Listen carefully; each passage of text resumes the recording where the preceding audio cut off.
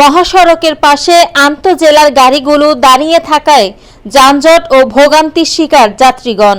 বিস্তারিত দেওয়ান শামীম আল মামুনের রিপোর্টে।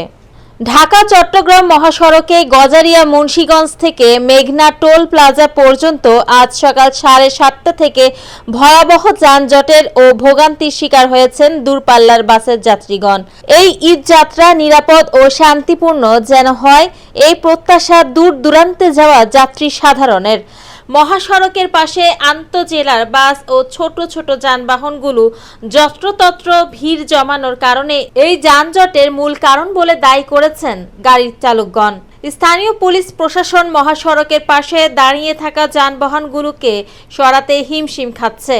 একজন সচেতন যাত্রী তার মতামত ব্যক্ত করে বলেন, অন্তত এই ঈদ যাত্রায় স্থানীয়ভাবে প্রশাসনের পাশাপাশি কিছু ভলেন্টিয়ার নিয়োগ করা হোক, যেন ঈদ যাত্রা নির্বিঘ্নে করা যায়।